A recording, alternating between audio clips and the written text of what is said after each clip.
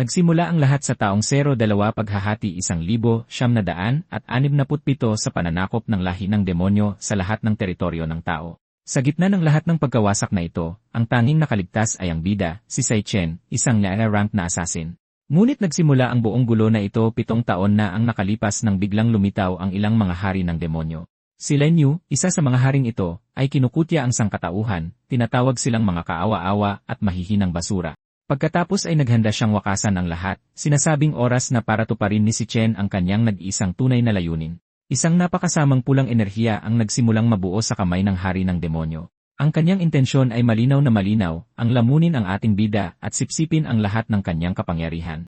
Nang walang pag-aalinlangan, nagpakawala siya ng isang malakas na atake direkta sa ating bida. Gayunpaman, habang nilalamon siya ng enerhiya, naalala ni si Chen ang kanyang kapatid na babae at mga kasama.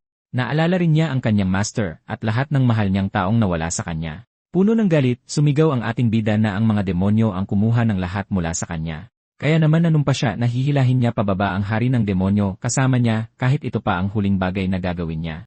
Kaya inactivate ng ating bida ang kanyang ultimate skill, ang Tumnus RC, at nagpakawala ng napakalakas na enerhiya. Ang hari ng demonyo ay lubos na nagulat, hindi makagalaw laban sa gayong napakalakas na kapangyarihan. Samantala, matinding nagliliwanag ang katawan ni Sashin, naghahandang sumabog at isama ang lahat sa kanya. Habang sumasabog ang kanyang katawan, naalala niya ang kanyang kapatid na babae na puno ng sugat. Pagkatapos mismo, dumaan din sa kanyang isipan ang imahe ng kanyang master. At sa huli, naalala niya ang kanyang mga magulang sa isang masayang sandali mula sa kanyang kabataan. Nalungkot ang ating bida dahil hindi siya naging sapat na malakas para protektahan silang lahat. Sa gitna ng liwanag, isinumpa ng hari ng demonyo ang lahi ng tao dahil sa kakayahang gawin ang isang bagay na tulad nito. Pagkatapos ay pinagsisihan ni Sai Chen na hindi niya agad nahanap ang pugad ng demonyo dahil kung nagawa niya, hindi sana niya nawala ang lahat ng ganoon kabilis. Matapos ang pagsabog, nagdilim ang lahat hanggang sa may lumitaw na maliit na liwanag sa gitna ng kawalan. Biglang dumilat ang mga mata ng ating bida at siya'y tulirong-tuliro. Napagtanto niyang nakahiga siya sa isang kama sa isang hindi pamilyar na silid. Pag-upo niya, nagulat siya at nagtaka, "Teka, hindi ba dapat wala na ako?" Dagdag pa rito, lumingon-lingon siya para alamin kung saan ba siya napadpad. Dahil sa kuryosidad, pumunta ang ating bida sa bintana upang sumilip sa labas at sa kanyang pagkagulat, nakita niyang nasa infirmary siya ng isang eskwelahan. Ito'y nag-iwan sa kanya na lubos na walang kaalam-alam dahil natatandaan niyang wasak na wasak ang mundo. Pagkaraan ng ilang sandali, sa wakas ay tinanggap na ng ating bida ang kanyang bagong katotohanan dahil sa paanuman ay bumalik siya ng 10 taon sa kanyang mga araw sa kolehiyo. Bigla na lang, isang kakaibang sound wave ang lumitaw sa harap niya mula sa kawalan. Pagkatapos mismo mag-anunsyo ng isang screen na matagumpay na na-integrate ang power of gluttony, kumuha siya ng telepono at kinumpirma ang petsa, nakitang Mayo 16 na ito. At doon napagtanto ng ating bida na bumalik na siya sa taong 2157. Sa madaling salita, 3 taon bago ang pagdating ng mga hari ng demonyo. Naaalala ng ating bida na sa loob ng 3 taon, lilitaw ang unang demonyong nagngangalang Wrath at iyon ang nagbukas ng mga tarangkahan ng underworld para makapasok ang ibang mga demonyo. Ito ang simula ng tuluyang pagkawasak ng sangkatauhan at ito rin ang dahilan kung bakit nawala sa kanya ang bawat taong mahal niya. Pero ngayong nakabalik na siya, maaaring mag-iba ang mga bagay. Dahil kung matatalo niya si Wrath, mapipigilan niyang mabuksan ang mga tarangkahan ng underworld. Gayunpaman, huminto siya at nagtaka kung para saan itong Power of Gluttony interface. Dahil ang kakaibang screen na ito ay lumulutang sa harap niya mula pa noong magising siya, hinawakan ng ating bida ang screen at bumukas ito upang magpakita ng maraming impormasyon. Nakasulat dito Xiao Zhao level 1 at lahat ng stats niya ay nasa 100. Nalilito siya dahil hindi pa siya nakakita ng ganito dati. Noon, lumalaban lang siya gamit ang kanyang awakened power na napakabihira at ang universidad na pinapasukan niya ay kumukuha lamang ng mga potensyal na awakened na estudyante. Ngunit sa kanyang nakaraang buhay, hindi siya nag-awaken at naging punching bag lang ng lahat. Bigla, nagsimulang mag-glitch ang screen sa harap niya. Pagkatapos ay nagpakita ito ng isang Thunderous Assassin card kasama ang lahat ng detalye. Agad itong nakilala ng ating bida bilang kanyang class mula sa nakaraang buhay. Nararamdaman niya ang kapangyarihang dumadaloy sa kanya at iniisip kung namana niya ang kanyang dating lakas. Sakto namang naiwang nakalutang sa harap niya ang card ng dati niyang class. Bigla na lang, bumukas ng malakas ang pinto ng silid at ang pumasok ay si Malong, isang rank na flower enchanter. Nagmamadaling pumasok ang kaibigan niya, nag-aalalang nagtatanong kung maayos na ba ang pakiramdam ni si Chen. Sumagot siya at napagtanto na siya lang ang nakakakita sa lumulutang na interface. Nagulat si Mailong nang makitang nawala lahat ng sugat ng kanyang kaibigan. Pagkatapos ay naalala ng ating bida na ito si Mailong, ang kanyang roommate. Naalala niya na sa kanyang nakaraang buhay, pumanaw si Malong sa ikatlong araw ng pananakop. Ngunit nang makita ang kanyang kaibigan na nakatayo mismo doon, sigurado na siyang nakabalik na talaga siya. Biglang naalala ni Malong ang ranking test at hinila si Sachin para maghanda. Sabi niya kahit walang awakening, mahalaga ang test para sa graduation at hinila niya ito palayo. Samantala, nakikita natin ang courtyard ng universidad na may magandang paglubog ng araw sa background. Sa buong campus, maraming estudyante ang nagsasanay ng kanilang awakened abilities. Ang ilan ay ginagamit pa ang kanilang libreng oras para maglaro ng soccer. Pagkatapos ay sinabi ng ating bida na matagal-tagal na rin mula nang makakita siya ng napakaraming buhay na tao. Si Malong ay lubos na natakot sa kakaibang usapan na ito at sinabihan siyang kumilos na. Ngunit ang tanging naiisip ni Tsai Chen ay kung paano niya minsang nawala ang lahat-lahat. At kung wala siyang gagawin, mauulit lang ang hinaharap na puno ng kawalan ng pag-asa. Kaya naman nagpasya siyang kailangan niyang kumilos kaagad at mag-level up ng mabilis. Dahil sa panahong ito, ang tanging paraan para mag-level up ay sa pamamagitan ng pagpatay ng mga halimaw sa mga dungsyon. Ang problema ay halos lahat ng demon dungeons ay kontrolado ng mga malalaking guild. Kaya tiningnan ng ating bida ang kanyang stats at inisip kung paano siya makakasabay sa ibang mga awakened na estudyante. Batay sa kanyang karanasan, sinusubukan niyang hulaan kung ano ang magiging ranggo niya sa test. At pagtingin sa kanyang kaibigan, sigurado siyang mas malakas siya kaysa dito. Ngunit mula sa kung saan, isang bola ng basketball ang lumipad at tumama sa mukha ni Malong. Dahil sa impact, natumba ang kawawang lalaki sa sahig bago pa man niya malaman kung ano ang tumama sa kanya. Pagkatapos mismo, isang grupo ng mga lalaki na nakaupo sa hagdanan ang nakakilala sa kanilang dalawa. Pagkatapos ay nagkomento ang kanilang leader na mabilis silang nakabawi mula sa huling pagkakataon. Napatigil sa takot si Malong at sinabing minalas lang talaga sila. Samantala, nakatayo lang doon ang ating bida at tinititigan ang grupo ng mga bully. Ngumisi ang kanilang leader at sinabi na niya sa kanila na matibay ang dalawang lalaki. Pagkatapos ay nagreklamo siya na dapat nagdala sila ng inumin dahil alam nilang maglalaro siya. Nagpanik si Malong at agad na sinabing tatakbo siya para bumili ng inumin. Gayunpaman, pinigilan siya ng ating bida, sinasabing hindi niya ito kasalanan dahil habang tinitingnan niya ang bully, may naalala ang ating bida mula sa nakaraan. Naalala niya noong ilulubog ng mga lalaki ang kanyang ulo sa ilalim ng tubig, sinasabing tinutulungan nila siya. Noon, walang awa siyang binubugbog ng bully at ng kanyang gang. At kahit takot siya, palaging sinusubukan ni Malong na ipagtanggol siya pero wala rin itong gaanong nagawa. Ang kanilang leader na nagngangalang Zhu Zeng ay magtatanong pa kung bakit siya dapat tumigil.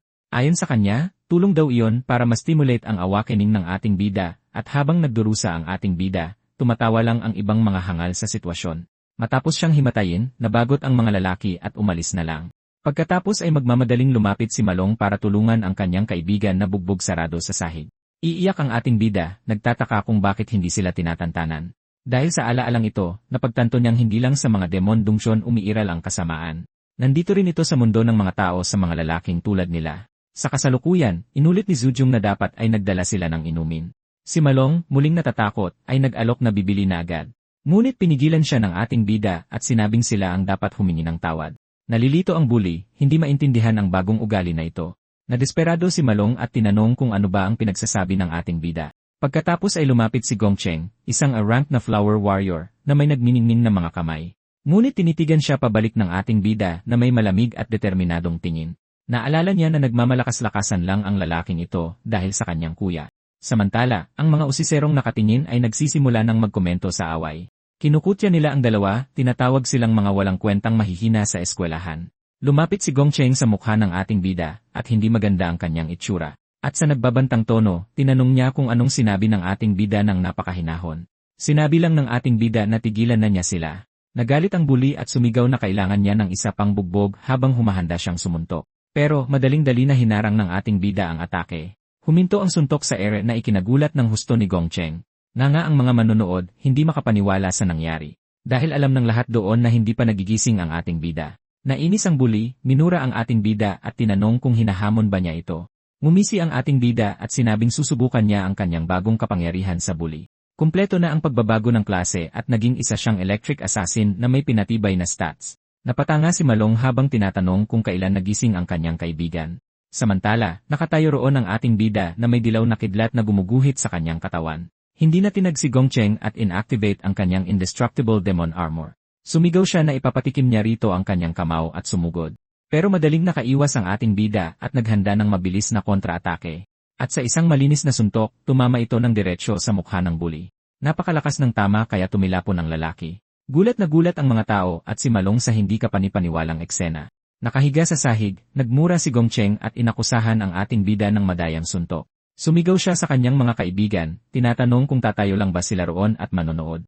Pero, isa sa kanila ay takot na halos hindi makapagsalita dahil mukhang nakakatakot na ngayon ang ating bida. Nang makita ito, nagalit ang isa pang bully at sumugod habang sumisigaw na tatapusin na niya ito. Pero madaling nahawakan ng ating bida ang braso ng lalaki, pinahinto ang atake, at habang kumikinang ng dilaw ang kanyang kamay, pinilipit niya ang pulso ng bully na sumigaw sa sakit. Tinitigan siya ng ating bida at sinabing masyado siyang mahina para kalabanin siya. Sumunod, pinatama niya ang isang malakas na suntok sa gitna mismo ng mukha ng lalaki. Napakalakas ng suntok kaya pareho silang tumilapon paatras. Tumama ang bully sa isang sementong upuan at nawalan ng malay at basag ang mukha, nakahiga siya sa lupa nang hindi gumagalaw. Nang makita ito, tumakbo ang ibang mga alipores na bahag ang buntot. Nakatayo pa rin doon si Maolong na nakanganga, hindi makapaniwala sa nangyari. Nagtataka siya kung kailan naging ganito kalakas ang kanyang kaibigan. Tiningnan ng ating bida ang kanyang stats at nakabuo ng ilang mabilis na konklusyon. Ang una ay kaya niyang maging isang electric assassin kahit kailan niya gusto. At ang pangalawa ay kahit level 1 pa lang, mas malakas na siya sa isang E-ranker. Pero, misteryo pa rin ang kanyang eksaktong rank at may isa pang problema dahil kahit pagkatapos ng laban, hindi tumaas ang kanyang stats kahit kaunti. Nagtaka siya kung para makakuha ng experience, kailangan niyang tapusin ang kanyang mga kalaban. Samantala, desperadong sumisigaw si Malong at ang mga tao para patigilin siya. Pero binaliwala sila ng ating bida at inilapit ang isang lightning blade sa leeg ng bully dahil iniisip niya kung pareho lang ba ang paraan para makakuha ng experience tulad ng dati. At walang pag-aalinlangan, naghanda siyang tapusin ang buhay ng lalaki ng tuluyan.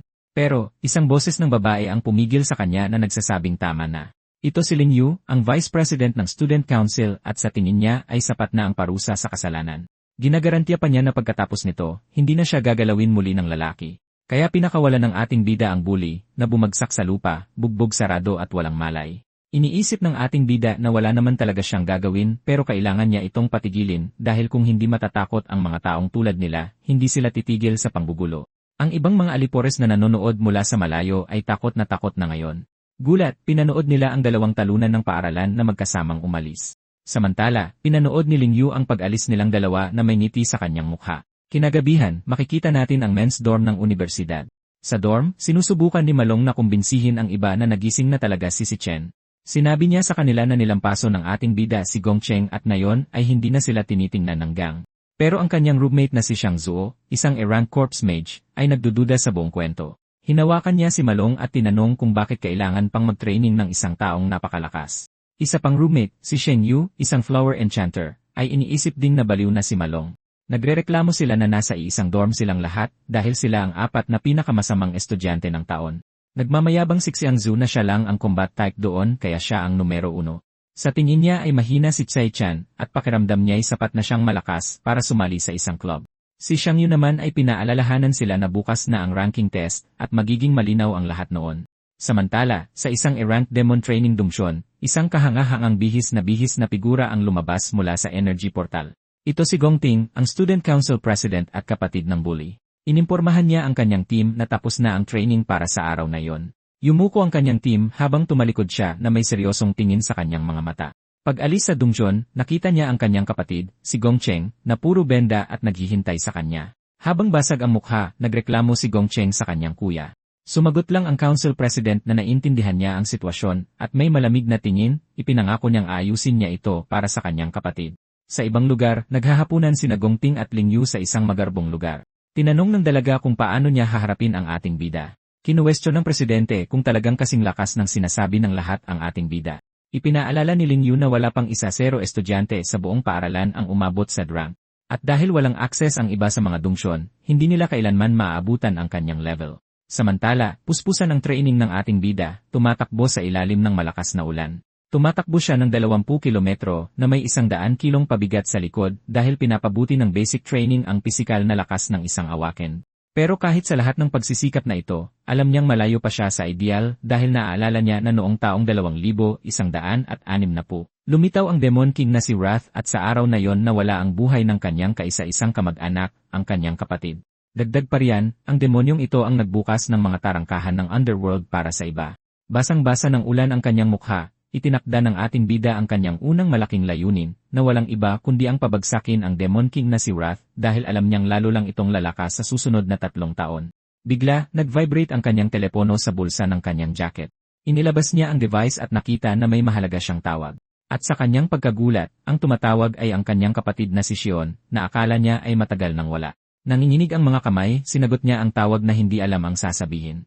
Sa kabilang linya, tinanong nito kung bakit siya tumawag ng maraming beses. Tuwang-tuwa siyang nagpatuloy, sinasabing kung mananalo siya ng award, malulutas nito ang kanilang problema sa upa. Pero napansin niya ang kanyang katahimikan at tinanong kung bakit hindi siya nagsasalita. May luha sa kanyang mga mata, iniisip ng ating bida na hindi ito seryoso. Sinabi niya rito na matagal na mula noong huli niyang narinig ang boses nito.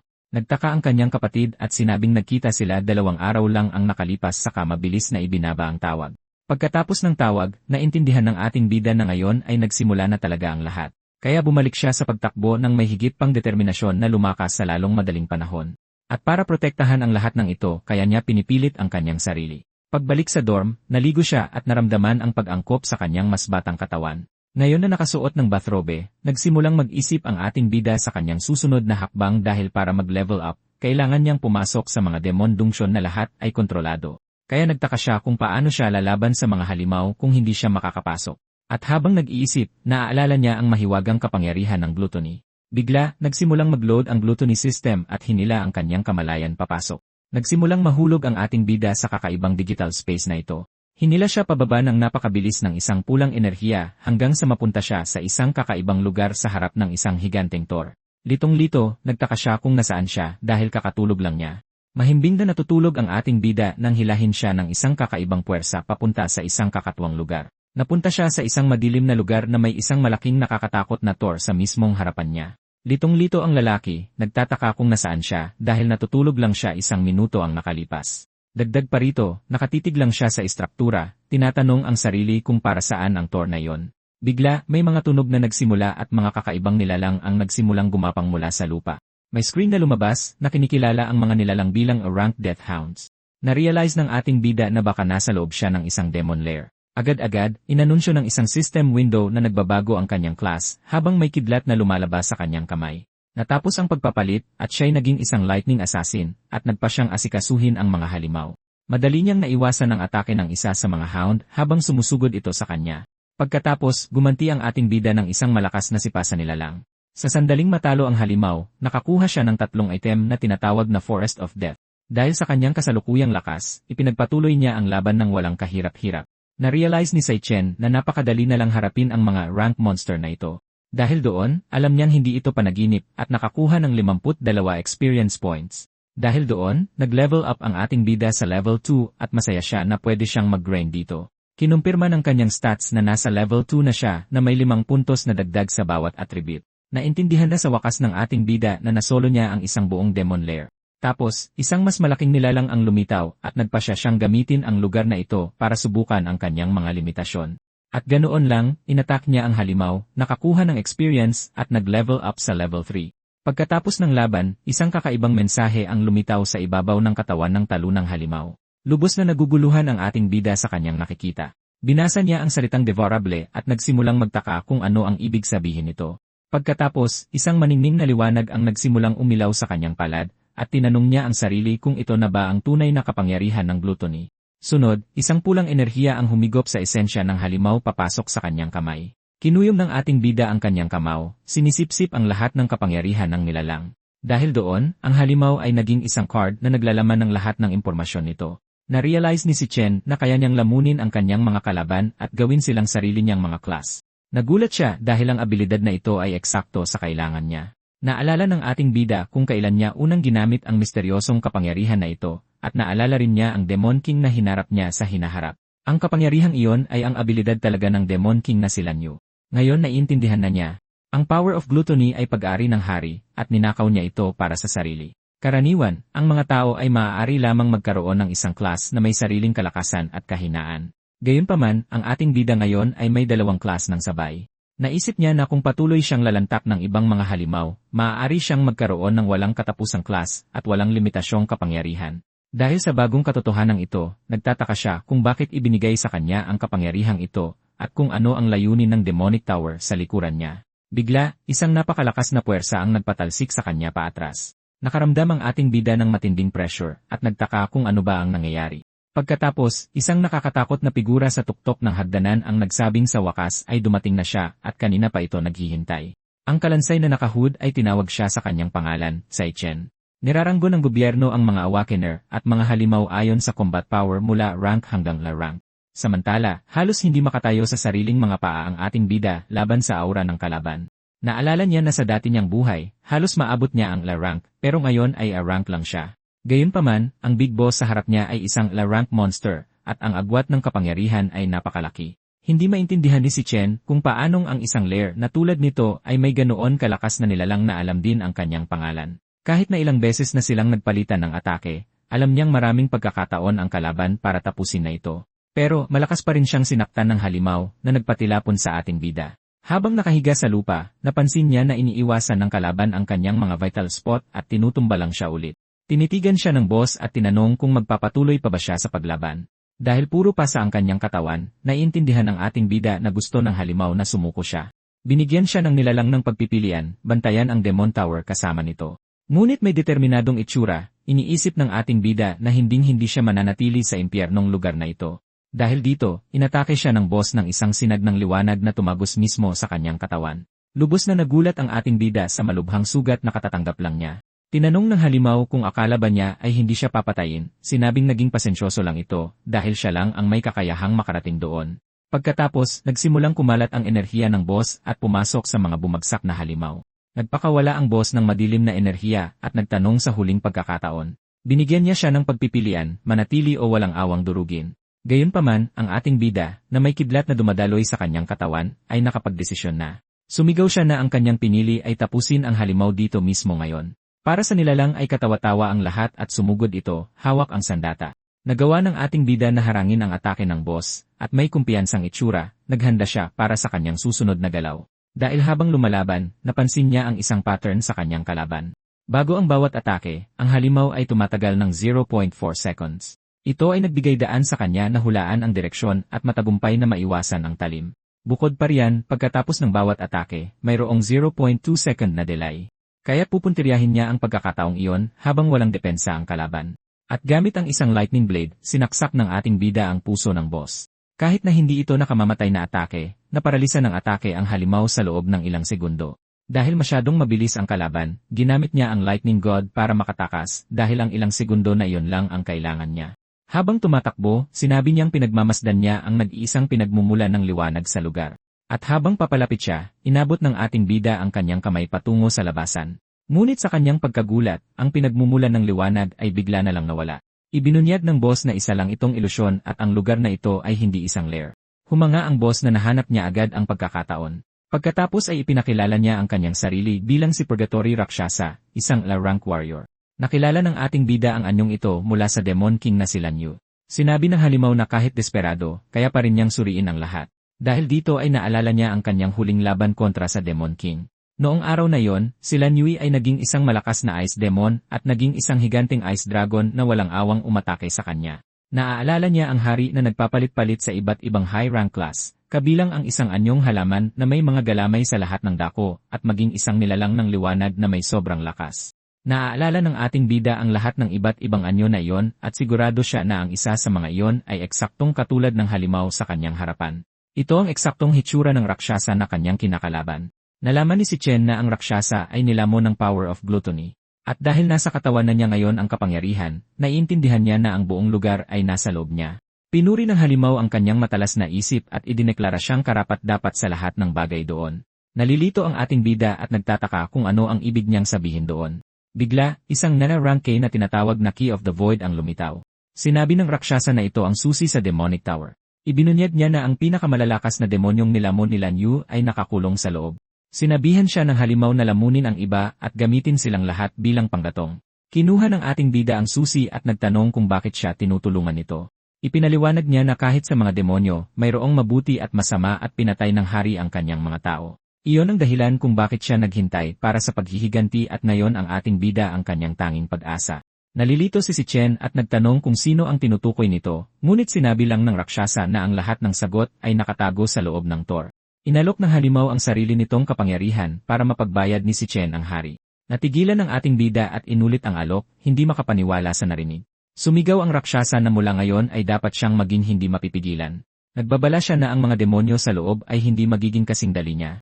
Iyon ang dahilan kung bakit kailangan niyang tiisin ang lahat at talunin ang bawat isa sa kanila hanggang sa maabot niya ang tuktok ng mundo, hanggang sa wakas ay lamunin niya ang bawat isa sa mga Demon King nang walang pag-aalinlangan. Dahil tanging isang lalaki na may ganoong determinasyon, may ganoong klaseng hindi matitinag na panindigan ang karapat-dapat na tumanggap ng kanyang kapangyarihan. At dahil doon, naglaho ang halimaw. Ang enerhiya ng raksyasa ay lumutang at pumasok sa kamay ng ating bida. Dahil doon, inanunsyo ng system na nalamon na niya ang kapangyarihan at nag-level up sa level 1-0. Sa isang seryosong tingin, naiintindihan ng ating bida ang lahat at tinatanggap ang kalooban ng halimaw. Pagkatapos ay lumitaw ang card ng raksyasa at nanumpa siyang pagbabayarin ang hari. Pagkatapos ng lahat ng iyon, sa wakas ay nagising na ang ating bida sa kanyang kwarto. Sa isang malakas na boses na gumising sa lahat, dahan-dahang iminulat ng ating bida ang kanyang mga mata. Pagkatapos ay bumangon siya sa kanyang kama, sinusubukan pa ring iproseso ang nangyari.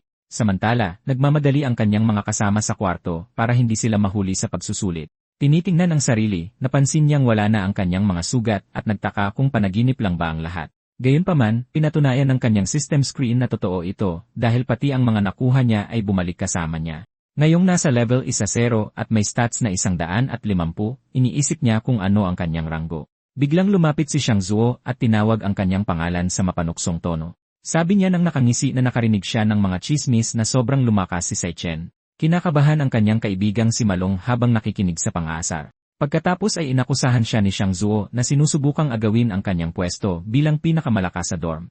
Sa seryosong tingin, tinitigan ng ating bida ang lalaking humahamon sa kanya sa ranking test. Habang papunta, kumakain si Xiang Zuo ng merienda habang nagyayabang sa iba. Ipinaliwanag niya na lahat doon ay low rank, ngunit itinuturing niya ang sarili bilang medium rank. Ipinapakita ng isang chart na ang bawat ranggo ay may 3 antas at malaki ang pagkakaiba sa pagitan nila. Kaya pumunta ang grupo sa pagsusulit habang ipinagmamalaki ni Xiang Zuo na siguradong tumaas ang kanyang ranggo.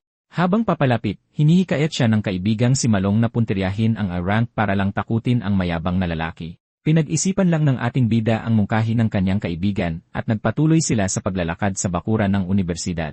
Di nagtagal, nagtipon ang lahat ng estudyante sa harap ng entablado para sa seremonya ng pagsusulit. Gayunpaman, natakot si Xiang Zuo nang makita niya ang mga alipors ni Gong Cheng na papalapit. Sa isang mapanintimang tingin, sinabi ng isa sa mga alipors na mas mabuting lumayo sila. Biglang natakot sina Xiang Zuo at Malong dahil nakatitig sa kanila ang mga lalaki. Nakatayo lang doon ang ating bida na may kalmadong ekspresyon habang pinapanood siya. Pagkatapos ay natakot ang mga alipores at nagsimulang pagpawisan ng malamig. Ilang sandali pa, tumakbo sila at yumuko kay Kuya Sai Chen. Nagulat si Xiang Zuo at nagtaka kung bakit sila napakadalang. Samantala, nilagpasan lang sila ng ating bida nang hindi sila pinapansin. Bigla, isang boses ang pumukaw sa kanyang atensyon sa mapanuksong tono. Ito si Zheng Zan, isang miyembro ng Student Council na nakarinig tungkol sa insidente. Pagkatapos ay itinuro niya na si Gong Cheng ay nakababatang kapatid ng presidente, si Gong Ting. Mula sa malayo, nakilala ng mga kaibigan ni Sai Chen si Zheng Zan mula sa konseho. Nag-alala sila dahil ang lalaki ay isang malakas na rank at kanang kamay ng presidente. Sinabi ni Zheng Zan na magaling siyang umamoy ng malalakas na tao mula sa malayo, ngunit lumapit siya at sinabing ang naamoy lang niya sa ating bida ay isang kaawa-awang baho. Mahinahong nagtanong ang ating bida kung aso ba siya. Nagalit ang lalaki sa sagot at sumigaw, tinatanong kung ano ang sinabi niya. Bigla, isang seryosong boses ang nagsabi kay Zheng Zan na tumigil kaagad. Ang presidente, si Gong Ting, ang nagsabing na imbestigahan na niya ang mga detalye ng nangyari. Sinabi niya na makatarungan lang na pagbayaran ang maling ginawa at nagpatuloy sa paglalakad. At sa isang malamig na tingin, sinulyapan niya ang ating bida habang nilalagpasan siya. Tinitigan lang pabalik ng ating bida ang presidente na may malamig at determinadong tingin. Di nagtagal, inanunsyo ng isang propesor sa entablado na magsisimula na ang ranking test. Samantala, naghahanda si Gong Ting at Zheng Zan at iniisip ng presidente na hindi banta ang ating bida. Sa malayo, may nanonood sa buong seremonya mula sa isang mataas na bintana at tinanong ang isang babae kung bakit siya nanonood ng pagsusulit. Ngumiti lang ang babaeng blonde at sinabing maaaring maging napaka-interesante ng pagsusulit. Pabalik sa arena, ang susunod na susubukin ay si Xiang Zuo at pinapalakas ng kanyang mga kaibigan ang kanyang loob. Sa isang tiwalang tingin, sinabi niyang sa wakas ay makikita na niya ang kanyang tunay na lakas. At pumasok na nga ang lalaki sa testing portal para simulan ang kanyang pagsusuri. Isinasagawa ang pagsusulit ng paisa-isa sa loob ng isang training demon lair. Sa loob, mayroong isang pusong demonyo na kayang sumipsip ng enerhiya ng estudyante. Kailangan ilabas ng awakener ang lahat ng kanilang enerhiya sa harap ng puso. Dumadaloy ang enerhiya ng buong lakas sa core na sinisipsip ito ng buo. Pagkatapos ay ipinapasa ng puso ang naramdamang enerhiya sa panlabas na kagamitan sa pamamagitan ng mga kable at sinisimulan ng makina sa labas na iproseso ang lahat ng natanggap na datos. Sa huli, ipinapakita ang enerhiya sa screen at ang resulta ni Xiang Zuo ay medium rank. Napansin ng propesor ang resulta ngunit nagtataka kung bakit hindi pa lumalabas ang iba pang datos. Sa mga manonood, nababalisa si Malong at sinabing malapit na ang pinakamahalagang bahagi dahil bukod sa kasalukuyang grado, masusukat din ng pagsusulit ang potensyal ng bawat tao. At pagkatapos mismo, lumitaw ang resulta ng potensyal ni Xiang Zuo bilang C. Natapos ang pagsusulit, nadismaya si Xiang Zuo dahil hindi siya umunlad sa loob ng 2 taon, kaya umupo siya sa hagdanan na malungkot habang inaalo siya ng kanyang mga kaibigan. Ipinapakita ng mga resulta na lahat mula sa dorm ay A-rank na may C potential. Bigla, nagulat ang lahat sa unang A-rank na resulta ng taon. Isang babae ang umabot sa low A-rank na may E potential na ikinagulat ng mga manonood. Makalipas ang ilang sandali, lumabas si Jiang Zhan sa pagsusulit na may low A-rank at A potential. Nagkomento si Xiang Zuo na ito na ang ika-8 A-rank na ikinagulat ng kanyang mga kaibigan. Humanga ang mga propesor sa dami ng talento kahit wala pang karanasan sa laban. Sa wakas, oras na para sa susunod na tao at lahat ng mata ay napunta sa entablado at ang pangalang inihayag ay si Gong Ting, ang presidente ng Student Council. Naghiyawan ang mga tao sa pagdating ng batang amo ng Imperial Guild. Alam ng lahat na naabot niya ang I-rank 2 taon na ang nakalipas at iniisip kung gaano kalayo ang kanyang mararating. Sa loob ng lair, nagsimulang tumibok ang pusong demonyo habang naghihintay sa pagsusulit. Pagkatapos ay bumukas ang puso na nagpapakita ng isang higanteng mata na nakatitig kay Gong Ting. Lumapit ang presidente at hinawakan ang puso na may ere ng pagiging superior. Iniisip niyang magtitira siya ng kaunting lakas para gumawa ng malaking ingay sa graduation, pero kahit na, nanumpa siya ang magiging numero 1 sa kasaysayan ng paaralan. Di nagtagal, nagsimulang ipakita ng meter ang mga resulta ng pagsusulit ng presidente. Nakita ng propesor ang dilaw na kulay na lumitaw sa potential meter. Kakaiba. At sa pagkamangha ng lahat, naabot ni Gong Ting ang high rank na may la potential. Lubos na nabaliw ang mga tao sa high rank at la potential na resulta ng presidente. Sumigaw si Jiang Zhan at ang kanyang mga alipors na siya ang una sa kasaysayan ng paaralan na nakamit ito. Nagulat at nainggit si Malong dahil nasaksihan nila ang paggawa ng kasaysayan. Kinumpirma ng mga propesor ang resulta at nagpasya na iulat ito kaagad sa kanilang mga nakatataas. Sa huli, ang isang awakener na may la potential ay isang pambihirang yaman na poprotektahan ng estado. Ngumisilang si Gong Ting, nagpapakasasa sa lahat ng karangalan ng kanyang kahanga-hangang resulta. Sa itaas, nagkomento ang direktor ng universidad na maraming mahuhusay na individual ang lumitaw ngayong taon. Sinabi ni Direktor Yuan Long na alam na ng binibini ang tungkol sa potential ni Gong Ting. Gayunpaman, itinanggi niya ito, sinasabing hindi siya pumunta para lang panoorin ang kanyang pagsusulit. Nakangiti, sinabi niyang mas nasasabik siya sa performance ng iba. At ganoon na lang, ang susunod na susubukin ay inihayag sa arena para marinig ng lahat. Umalinggaw ang pangalang Sai Chen sa lugar at naghanda siya para sa kanyang pagkakataon. Lumapit si Jiang Zhan at sinabihan ang ating bida na magdala ng karangalan sa kanilang dorm at tumatawa. Sumigaw siya na sana hindi isa na namang low rank ang resulta. Tinawag pa niyang mahihina ang lahat sa dorm na magiging kahihiyan sa graduation. Hindi na matiis ni Malong at sumigaw na gugulatin ni Sai Chen ang kanyang isip sa kanyang lakas. Pagkatapos ay pumasok ang ating bida sa testing portal na hindi apektado sa mga pang-aasar. Sa mga nanonood si Xiang Zuo nang may pag-aalala, iniisip kung kaya niya ba talaga itong gawin. Sa loob ng lair, lumulutang ang ating bida sa harap ng pusong demonyo para suriin.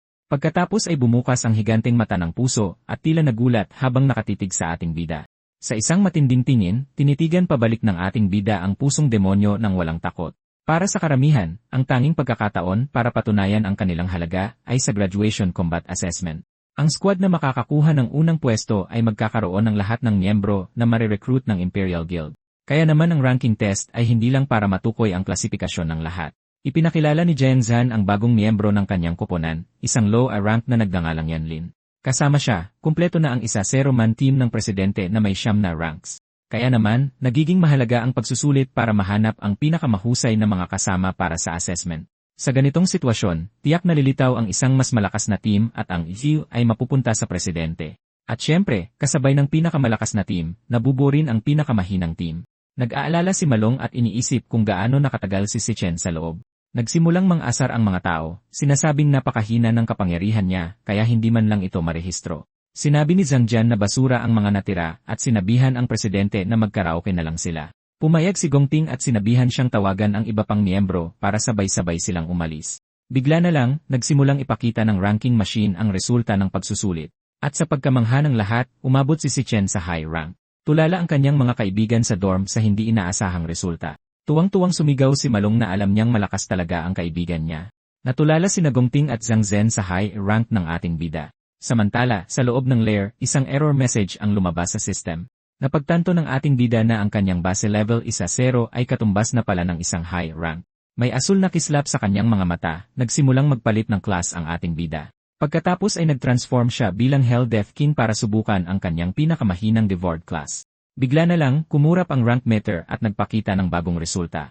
At sa gulat ng lahat, umakyat ang kanyang rank sa medium-low rank na ikinagulat ng mga manonood. Napasigaw sa gulat si Malong at ang kanyang mga kaibigan, iniisip kung ano ang nangyayari. Nagalit si Gongting at sinabing kalokohan ang C-rank at sira siguro ang machine. Naguguluhan din ang mga propesor at iniisip kung nagkakamali ang sistema. Samantala, nagsimulang manginig at pagpawisan sa takot ang Demon Heart dahil sa kanyang kapangyarihan. Napag-isip-isip ng ating bida na ang iba niyang klase ay tiyak na mas mataas pa sa C-rank, kaya nagpalit siya muli ng klase sa Purgatory Rakshasa para makita ang kanyang buong lakas. Nanlaki sa takot ang mata ng Demon Heart nang maramdaman nito ang bagong enerhiya. Biglang dumilim ang langit at nabuo ang mga lilang ulap na lumikha ng isang malaking ipo-ipo. Napatingala ang lahat ng estudyante, takot sa kakaibang pangyayari sa kalangitan. Hindi makapagsalita si Gongting at Zhang Jian, hindi maintindihan kung ano ang nangyayari. Sinabi ng mga kaibigan ni si Chen na isang banal na halimaw ang isinilang sa kanilang dorm. Samantala, nagsimulang mag-glitch ang potential meter at magpakita ng bagong resulta. At sa pagkamangha ng lahat, umabot sa rank ang potensyal ng ating bida. Napasigaw sa gulat ang propesor, nagtataka kung paanong may isa pang potential. Lubos na natulala at hindi makapagsalita si Gongting sa kanyang nakikita. At pagkatapos mismo, nagpakita ang meter ng babala ng panganib kasama ang result. Nagsimulang mag-malfunction ang potential meter at nagpakita ng system error. Hindi nagtagal, naging hindi na matukoy ang potensyal at lumagpas sa maximum load ng sistema. Napasigaw sa kawalan ng pag-asa si Zhang Zhan, dumudugo ang ilong sa sobrang gulat. At ganoon na lang, sumabog ang meter sa libu-libong piraso kasama ang malaking screen. Nagpanik ang mga propesor, sumisigaw na na-overload ang Demon Heart. Nagmadali silang pumasok sa lair para siguraduhin walang mangyari sa estudyante. Sa loob, nagulat ang propesor sa eksenang kanyang natagpuan. Ang Demon Heart ay ganap na walang buhay at wasak. Nagtataka ang mga propesor kung nasunog ba ang puso dahil sa sobrang paggamit. Iniisip ng ating bida na sumobra siya sa paggamit ng kapangyarihan at aksidenteng nasira ang puso. Napagtanto niya na kaya palang lamunin ng power of gluttony kahit ang core ng isang makina. Dahil aktibo na ang exquisite Demon Heart at kumikinang sa kanyang mga mata, nakikita ng ayon ng ating bida ang tunay na rank ng lahat. Habang kumikinang sa berdeng kulay ang kanyang mga mata, sinusuri niya ang mga tao, at doon niya natuklasan na itinatago rin ni Gongting ang tunay niyang lakas. Pagkatapos ay inanunsyo ng propesor na suspendido ang pagsusulit ngayon at malamang ay system error lang ang data ni Tsai Chen. Pinalibutan siya ng kanyang mga kaibigan at tinawag siyang henyo, walang pakialam sa data. Lumapit si Zhang Zhang at sinabing halata namang sira ang makina, at galit na inakusahan ang ating bida na sinira ang puso at umiiwas sa responsibilidad. May dilaw na kidlat na gumagapang sa kanyang kamay, hinawakan ng ating bida ang braso ni Zhang Jian. Pagkatapos ay naisip niya na sobrang sakit sa ulo ng lalaking ito, at kung dapat ba niya itong lumpuhin. Gayunpaman, sinabihan ni Gongting si Zhang Jian na tumigil at huwag bastusin ang kanilang bagong kasamahan. Nagulat ang lalaki sa salitang kasamahan na galing sa presidente. Pagkatapos ay inimbitahan ni Gongting ang ating bida na sumali sa kanyang squad. Nangako pa siya na sa kanila mapupunta ang pinakamataas na score sa kasaysayan. Sa mga manonood, natulala si Malong na personal na inimbitahan ng presidente si Chen. Samantala, nag-aalala si Zhang Zhan na kung sasali siya, may isang mapapatalsik. Bukod pa rito, iniisip niya kung anong karapatan ng ating bida na sumali sa team. Pero dahil si Gongting mismo ang nagsabi, hindi siya maaaring sumuway. Kaya may pilit na ngiti, tinanggap niya ang ating bida sa team. Gayunpaman, tinampal ni Tsai Chen ang kanyang kamay at sinabing hindi siya interesado. Ang biglaang pagtanggi ay lubos na ikinagulat ni Zhang Jian at ng presidente. Pagkatapos ay sumigaw ang lalaki na ang kanilang team ay numero 1 sa paaralan. Sinabi lang ng ating bida na wala siyang kinalaman doon at masyadong maingay. Sobrang nagalit si Cheng Jian, nagsimula siyang umusok sa galit. Hindi makapaniwala ang mga tao na naglakas loob si Chen na tanggihan ang imbitasyon ng presidente, kaya nag-isip ang lahat na gusto niyang solohin ang unang pwesto. Nakakatawa para sa kanyang mga kaibigan ang eksena at nagkomento sa kanyang tapang. Gayunpaman, sinabi ni Gongting na ayos lang dahil may sariling mga ideya si kapatid na si Chen. Sa looban ng unibersidad, ilang estudyante ang kaswal na naglalakad pagkatapos ng pagsusulit. Sa itaas, nagsisisi si Director Yuan Long na hindi sila bumuo ng isang team, ngunit sinabi ng babaeng blonde na mas interesante itong panoorin sa ganitong paraan. Ipinaliwanag niya na si Gongting ay isinilang na may gintong kutsara at ang pagtanggi ay isang deklarasyon ng giyera. Sumang-ayon ang isang binata sa kanyang tabi, sinasabing hindi madaling kalabanin ang presidente. Galit pa rin si Zhang Zhan at sinabing nakakuha lang ng atensyon ang ating bida dahil sa isang error. Nagtaka si Gongting kung mali nga ba ang pagsusulit at nagpasya na huwag isugal ang kanyang unang pwesto. Nag-alok si Zhang Zhan na turuan ng leksyon si Chen para sa presidente. Tinanong ni Gongting kung tingin ba niya sa kanya ay ganoong kababaw na tao at humingi ng paumanhin ang lalaki. Pagkatapos ay sinabi niyang wala siya sa mood magkaraoke at sinabihan ang iba na sila na lang ang umalis. At may seryosong tingin, sinabi niya na anumang gawin nila ay walang kinalaman sa kanya. Nakuha ni Zhongjiang ang mensahe at may masamang ngiti, sinabing wala itong kinalaman sa kanya. 10 minuto ang lumipas, nalaman niyang wala na si Chen sa paaralan. Isang tauhan ang nag-imporma sa kanya na narinig niya ang ating bida na nagsabing uwi muna siya sandali. May masamang ngiti, napagtanto ni Zhongjiang na nasa panig niya ang langit, kaya nagpasya siyang mas madaling harapin ang ating bida sa labas ng paaralan. Samantala, kalmadong naglalakad ang ating bida sa kalye habang nakikinig ng musika. Naalala niya na sa kanyang nakaraang buhay, isang top-tier na guild team ang naaksidente. Sa loob ng isang lair, nakasagupa sila ng isang malakas na demonyo na hindi pa nakikita dati. Ang demonyong ito ay si Wrath na nilipol ang buong team at bumaba sa mundo ng mga tao. Sa buhay na ito, bumuo siya ng plano upang mabilis na mahanap ang lair ni Wrath. At para magsimula, kailangan niya ng malaking halaga ng pera. Ang Mithril Monster Exchange ang magiging pinakamalaki sa bansa sa hinaharap, at ito ay mahalaga para sa pagbili at pagbebenta ng kagamitan ng Awakener. Bukod pa rito, ito ang pinakamabilis na paraan para makakuha ng pera ang ating bida sa ngayon. Pagkatapos ay inabot niya ang ilang pangil sa appraiser, na nagulat. Ipinaliwanag ng ating bida na nahulog ang mga yon mula sa isang halimaw. Pagkatapos ay nakilala ito ng isang babaeng empleyado bilang mga pangil ng sangsen, isang rank na item mula sa halimaw. Ipinaliwanag ng babae na ang mga pangil ay maaaring gawing setro o pulbos, ngunit sinabi ng appraiser na normal lang na hindi makilala ang ganoong kaliit na rank na item. Nagreklamo siya na kakaunti lang ang kanyang mga high-level na kliyente kamakailan, at may mapanlibak na saloobin, nagpasya siyang ipasa ang gawain sa baguhan. Kaya ipinasa niya ang proseso kay Little Lee at umalis na may ilang dahilan. Pagkatapos ay inabot ng dalaga ang pera sa ating bida at tinanong kung may kailangan pa siya. Sa 18,000, malulutas niya muna ang kanyang problema sa renta. Makalipas ang isang sandali, isang lilang enerhiya ang nagsimulang lumabas mula sa kanyang kamay at nagpatawag siya ng isang malaking espada na hinihiling sa babae na tingnan ito. Namangha siya sa higanteng napakagandang espada sa kanyang harapan. Sabi niya, hindi pa siya nakakita ng ganito pero pakiramdam niya ay brank ito o baka di pa. Umismid ang appraiser, nagrereklamo na milyon-milyon ang halaga ng mga rank na sandata at hindi pa siya nakakakita ng isa man. Biglang lumitaw ang isang lalaking nakasuit at sinabing tama ang binata dahil hindi yi o rank ang gamit. Natuwa ang appraiser, iniisip na sang-ayon ang boss niya tungkol sa item. Gayunpaman, sinabi ng boss na ang espada ay mula sa mga purgatory lands at isang rank na item. Napasigaw sa gulat ang appraiser at ang dalaga, hindi makapaniwala sa narinig nila. Agad na kinamayan ng boss ang ating bida ng may ngiti sa mukha, at tinanggap siya bilang isang distinguished guest na ikinatulala ng appraiser. Pagkatapos ay inanyayahan niya ito sa e-room at sinabing hilingin ang anumang gusto niya. Naisip naman ng ating bida ng nakangiti na sa wakas ay nagpakita na rin ito. At nalaman natin na ang pangalan ng boss ng lugar na ito ay Ching Jae. Sa loob ng e-room, naghain ang manager ng isang specialty para sa distinguished guest. Dahil doon, tinanong ni Tindi kung ano ang plano ng ating bida para sa gamit. Kalmadong sumagot ang ating bida na kailangan niya ng 1,000,000. Lubos na nagulat ang manager at nagtanong kung tama ba ang narinig niya, 1,000,000 lang. Ipinaliwanag niya na ang isang sandata sa ganoong level ay nagkakahalaga ng 10 milyon sa merkado, pero nilinaw ng binata na gusto niyang gamitin ang espada bilang collateral para sa isang buwang pautang. Natulala ang manager, nag-iisip kung anong klaseng estudyante ang makakaisip ng ganito. Nag-isip siya kung ang binata ay isang mayamang tagapagmana o isang prodigy dahil hindi ito ordinaryo. Sinabi naman ng ating bida na babayaran niya itong lahat ng sabay-sabay na may 0% interes sa susunod na buwan. Naiintindihan ng manager ang sitwasyon at pinakiusapan ang empleyado na iwan muna sila sandali. Habang mag-isa kasama ang binata, sinimulan niyang pagtagpi-tagpiin ang mga pangyayari at sinabi na kung hindi siya nagkakamali, na hinuha ni Tindi na ang ating bida ay isang senior mula sa National University na malapit nang magtapos. Alam niya na ang graduation combat exam ay sa loob ng 1 buwan at ang premyo ay 1,000,000. Habang nakangiti, tiningnan siya ng manager at tinanong kung kumpiyansa siyang makukuha niya ang unang pwesto. Nanatiling tahimik ang ating bida na may seryosong tingin na kinukumpirma ang mga hinala ng lalaki.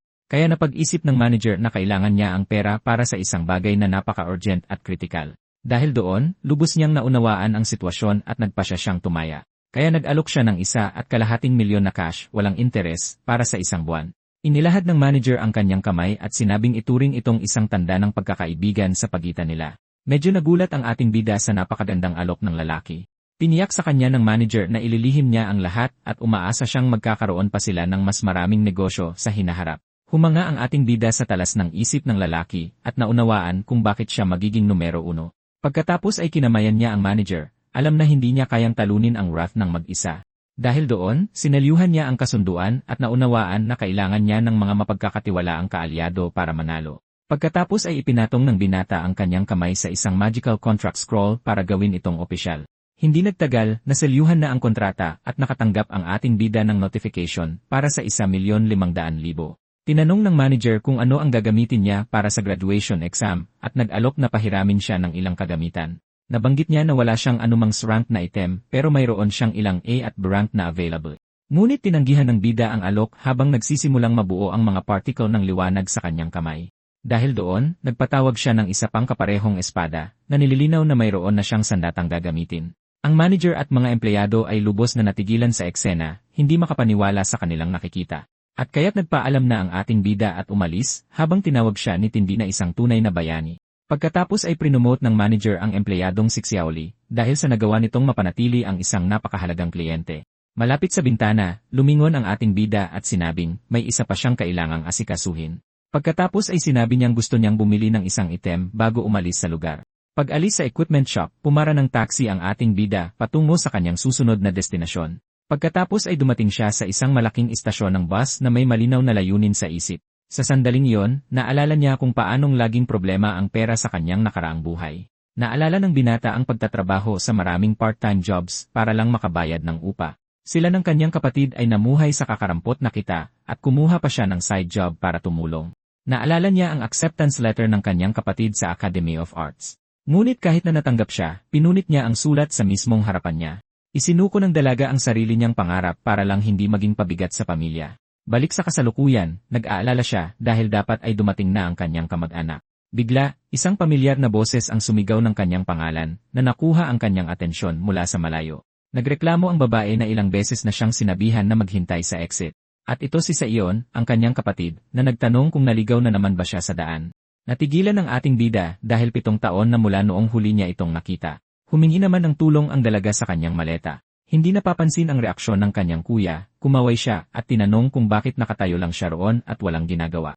Walang imik, hinila siya ng bida sa isang mahigpit at emosyonal na yakap. Lubos na nalilito ang babae sa kanyang biglaan at kakaibang kilos. Habang nakangiti, naisip niyang sa wakas ay natagpuan na niya ulit ito pagkatapos ng 7 mahahabang taon. Patuloy na naiipit ang kanyang kapatid sa mahigpit na yakap ng binata. Itinulak niya ito palayo ng malakas habang sumisigaw na sinasakal na siya nito. Nagreklamo ang babae tungkol sa kilos niya at tinanong kung kakabreak lang ba niya sa kung sino. Habang naglalakad sila, sinimulan niyang ikwento ang lahat tungkol sa kanyang biyahe. Pinapanood siya ng ating bida na may determinadong ngiti sa mukha, masaya na nakabalik na siya. At dahil doon, nanumpa siya na sa bagong buhay na ito, hinding-hindi na niya hahayaang magdusa muli ang kapatid. Gayunpaman, isang grupo ng mga bully ang nag-aabang sa isang eskinita sa kanilang daan pauwi. Sa eskinita, inutusan ng leader ng grupo ang kanyang mga alipors na mag-abang. May masamang ngiti, nanumpa siyang tuturuan sila ng leksyon kung ano ang mangyayari kapag kinalaban siya. Nag-alala ang isa sa mga alipores at nagtanong kung ano ang mangyayari kapag sumobra sila. Ngunit sinabi ng leader na nainis siya sa ugali ng binata at karapat-dapat itong turuan ng magandang leksyon. Naalala niya ang sinabi ng ating bida na huwag nang mag-ingay at huwag na siyang guluhin pa. Kaya inutusan niya ang kanyang mga tauhan na bugbugin ito hanggang sa hindi na makalakad. May nakakatakot na ngiti, ipinakita ng drunk assassin ang kanyang talim na handa na sa pag-atake. Samantala, ang magkapatid ay payapang naglalakad, walang kamalay-malay sa panganib na naghihintay sa kanila. Nagkomento ang kanyang kapatid na kakaiba ang kilos niya at tinanong kung dahil ba yon sa exam. Nagbiro siya na ang isang tulad niya ay hindi naman may in love o kung ano paman. Pagkatapos ay pinalakas ng dalaga ang kanyang loob at ipinaalala ang isang payo na siya mismo ang nagbigay. Kumanta pa siya ng isang maikling kanta tungkol sa paniniwala sa sarili para subukang pasayahin siya. Naisip ng ating bida kung gaano kamatalas ang pakiramdam ng kapatid niya at napansin na agad ang kanyang pagbabago. Sinabi niyang ayos lang ang lahat, pero sa tingin niya ay dahil lang iyon sa male pride. Nagbiro naman ang babae na tumatanda na siya at nagtatayo ng mga pader sa paligid ng kanyang puso. At kaya pumasok ang dalawa sa eskinita kung saan naghihintay ang mga alipors ng student council. Nagulat ang isa sa mga lalaki nang makitang may kasamang babae ang target, pero sa tingin ng leader ay mas maganda ito dahil walang mga kamera sa eskinita para mag-record ng anuman. Naramdaman ng ating bida ang hostile aura at napagtanto niyang nasa isang ambush siya. Sa malamig na tingin, nakilala niya ang grupo mula sa student council na naghahandang umatake. Naisip ng bida na nagawa talaga siyang mahanap ng mga alipores doon sa eskinita na yon. Kalmado niyang kinuha ang isang peres ng wireless earbuds mula sa case nito. Pagkatapos ay lumapit siya at maingat na inilagay ang mga earbuds sa tainga ng kanyang kapatid. Sinabi niyang gusto niyang mag-share ng kanta at nagulat siya sa bagong taste sa music ng kanyang kuya. Ipinikit ng babae ang kanyang mga mata at nag-relax habang nagsimulang tumugtog ang melodya para sa kanya. Habang lubos na nalilibang ang kanyang kapatid, humarap ang ating bida para harapin ang mga kalaban. Habang nagniningning na kulay asul ang kanyang mga mata, naghanda siya para sa nalalapit na labanan. Pagkatapos ay ginamit niya ang kanyang abilidad para suriin ang mga rank ng kanyang kalaban at nakita niyang mahihina sila.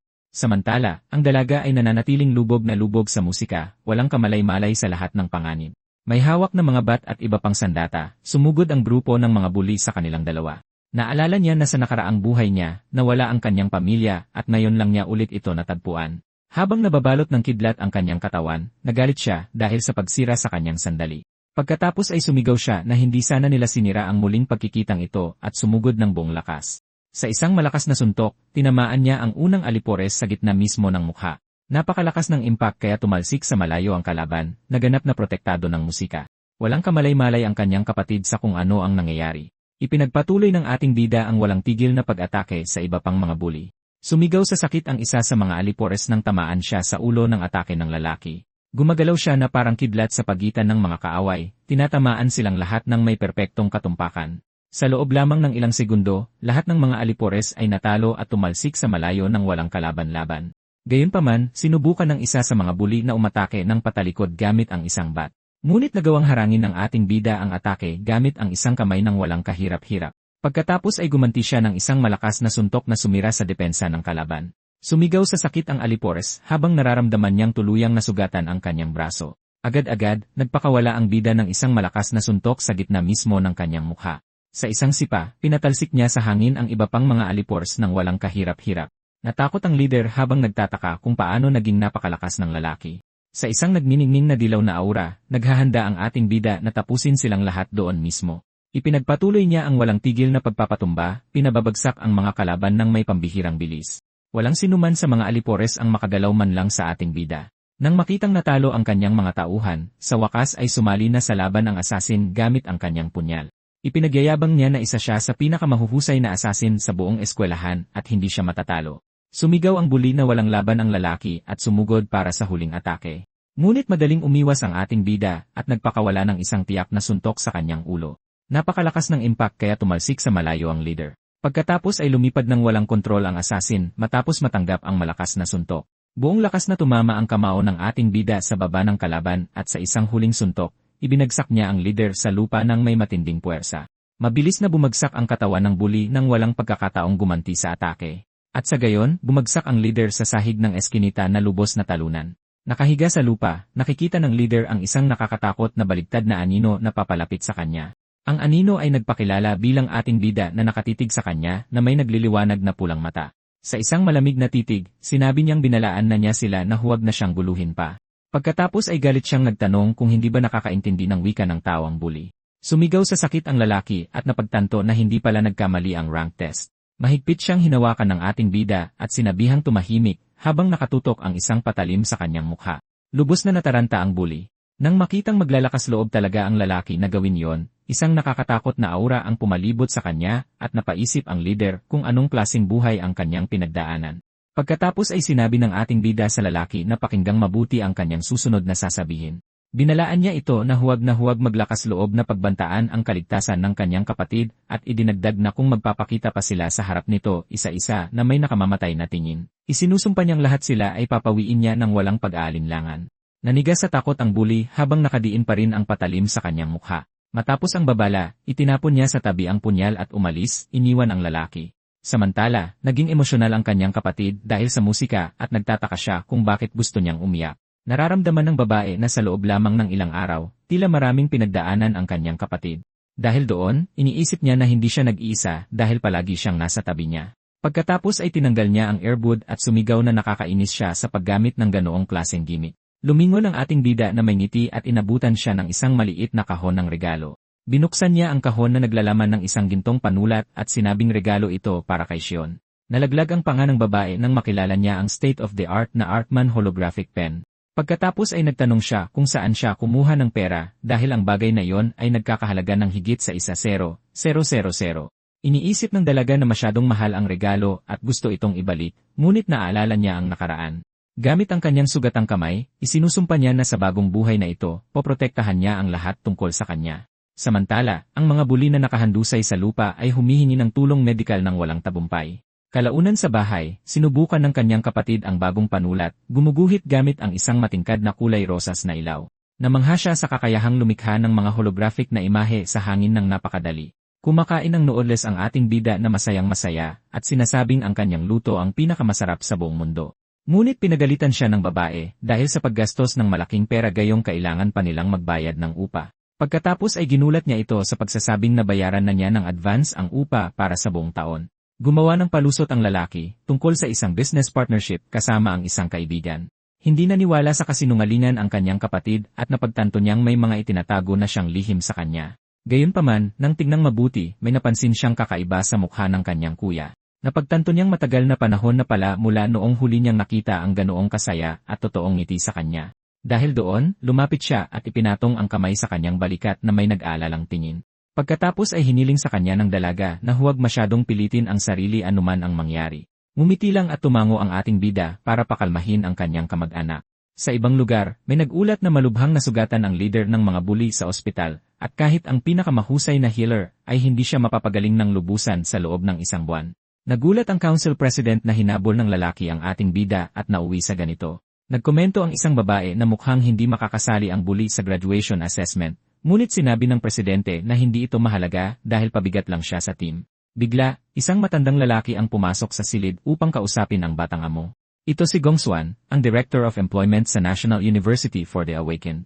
Sinabi ng direktor na nakumpirma na niya ang internal na resulta ng huling rank test. Pagkatapos ay ibinunyag niya na ang ating bida ay sa katunayan no rank at ang tanging may mas mataas na ranggo kaysa sa kanya. Nanatiling tahimik ang presidente habang pinoproseso ang nakakagulat na impormasyong katatanggap lang niya.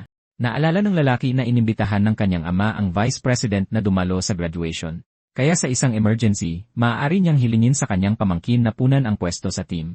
Ngunit sinabi ng babaeng nakaupo sa armchair na masyado siyang nag-aalala sa mga bagay na ito. Pagkatapos ay hinarap ng presidente ang direktor na may tiwala at determinadong tingin. May ngiti, tinanong niya kung talagang iniisip ng lalaki na ginamit niya ang kanyang buong lakas sa test. Pagkatapos ay nanumpa siya na sa araw ng combat assessment, malalaman ng lahat ang katotohanan. Sa isang malamig na tingin, sinabi niyang ipapakita niya sa lahat kung sino ang tunay na pinakamalakas. Kinagabihan, tinapos ng ating bida ang kanyang nakakapagod na 100 kilometrong pagsasanay. Sa shower, iniisip niya na ngayong nalutas na ang problema sa pera, maayos na ang lahat. Ang kanyang susunod na gawain ay manalo ng 1,000,000 na premyo mula sa graduation assessment. Sa ganoong paraan, mababayaran niya ang utang at matutupad ang kanyang kontrata sa shop manager. Nakahiga sa kama, iniisip niyang wala pang 1 buwan bago ang mapagpasyang assessment. Dahil doon, ipinikit niya ang kanyang mga mata at nagpa siyang mag-level up pa ng ilang beses bago ang malaking araw. Pagkatapos ay dahan-dahang nagsimulang mag-load ang system, naghahanda upang simulan ang simulation. Agad-agad, ang gluttony system ay sa wakas na activate, hinihila ang kanyang kamalayan papasok. At sa gayon ang ating bida ay dinala pabalik sa lungga kasama ang demonyong Thor. Pagkatapos ay lumapit siya sa nakakatakot na istruktura upang siyasatin ang mga misteryo nito. Naalala ng lalaki na ang kanyang pinakamahinang klase, ang Death King, ay nasa kalagitnaan na ng C-rank. Ngunit ang kanyang pinakamalakas na klase, ang Rakshasa, ay itinuring na undetectable ang potensyal. Dahil doon, ang ranggo ng kanyang dalawa pang klase ay nananatiling isang malaking misteryo. Bigla, ang C-rank na Key of the Void ay lumitaw na lumulutang sa kanyang harapan. Hawak ito, ginamit ng ating bida ang artifact upang buksan ang gate ng Thor. Pagkatapos ay bumukas ang gate na nagpapakita ng isang energy vortex at nagpasya siyang subukan ito. Pagkatapos ay hinigop ang lalaki sa portal ng walang pag-aalinlangan kahit 1 segundo. Pagpasok, nagulat siya sa kanyang natagpuan sa kabilang panig ng mahiwagang portal. Nagbago ang eksena sa isang starlit plane kung saan napagtanto ng binata na napakabigat ng gravity doon. Lubos na nagulat ang lalaki habang nararamdaman niya ang bigat ng kapaligiran sa kanyang mga balikat. Napaluhod, halos hindi makatayo ng tuwid ang bida dahil sa matinding pressure. Pagkatapos ay napagtanto niya na ang gravitational force sa lugar na iyon ay 10 beses na mas malakas kaysa sa normal. Sa sandaling iyon, napansin ng bida na nawala na ang portal at ngayon kailangan niyang talunin ang boss para makalabas. Habang sinusubukan niyang tumayo, isang higanteng nagniningning na kuko ang lumitaw at sumira sa lupa sa tabi niya. Pagkatapos, isang rank E na Phantom Lion ang lumitaw na umuungal at nagpakilala bilang tagabantay ng palapag na ito. Mabilis na pinasimulan ng system ang clasp chains habang nagsimulang pumalibot sa kanyang katawan ang mga dilaw na kidlat. Sa pagkumpleto ng pagbabago, ang binata ay naging isang level 1-0 na electric assassin na handa ng lumaban. Pero hindi naghintay ang halimaw at sumugod sa binata gamit ang buo nitong bilis. Kahit na mabigat ang pakiramdam ng kanyang katawan, nagawa ng bida na iwasan ang pagsugod gamit ang kanyang pinahusay na reflexes. Sinubukan ng isang mabilis na ganting salakay, naramdaman ng lalaki na masyadong mabagal ang kanyang mga galaw dahil sa bigat. Dahil dito, dumaplis lang ang suntok sa halimaw at nabigo siyang tamaan ang vital point ng monster. Sa sandaling iyon, nabigla ang bida. Napagtantong nasablay niya ang mapagpasyang atake laban sa kalaban. Dahil sa pressure, napansin ng binata na bumaba ang kanyang accuracy at nawala ang bentahe ng assassin class.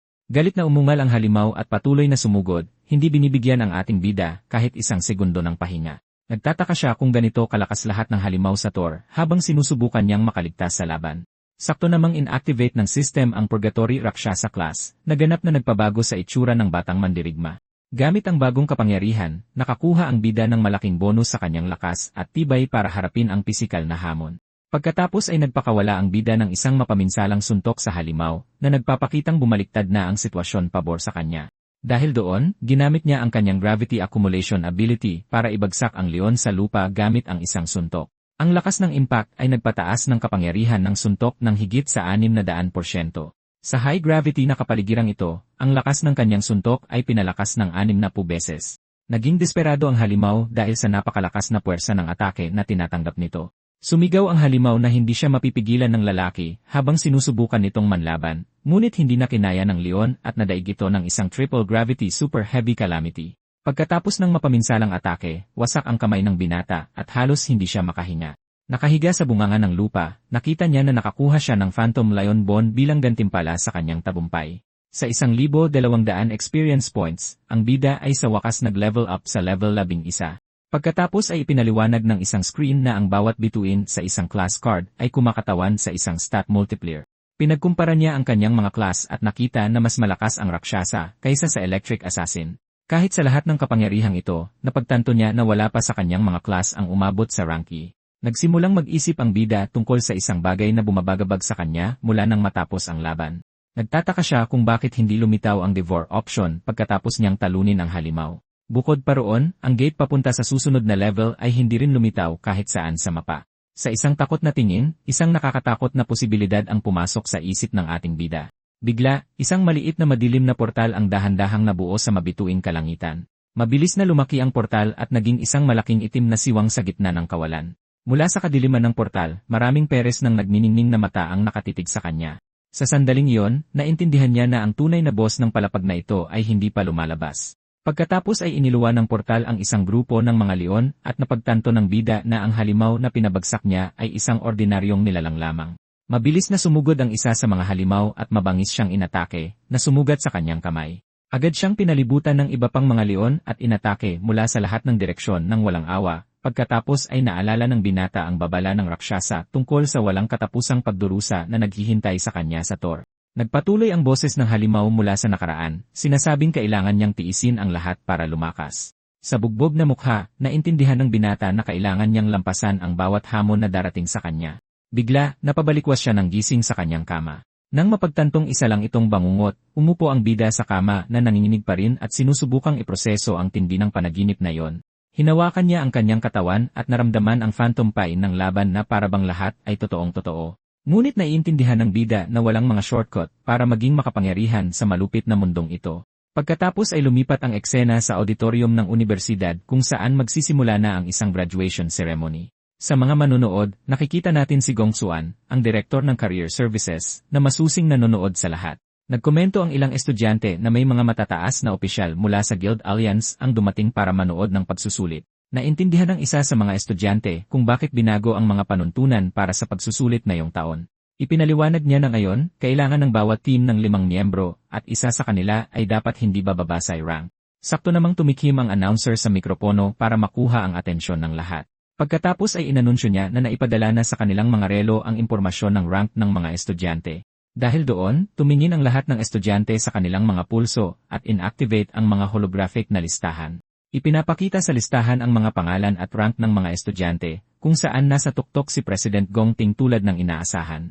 Gayunpaman, nabigla ang isang lalaking may salamin nang makita ang isang bagay sa listahan at sinabing hindi iyon tama. Sa ilalim ng listahan, lumabas ang pangalan ng ating bida na nakaklasify bilang lower rank.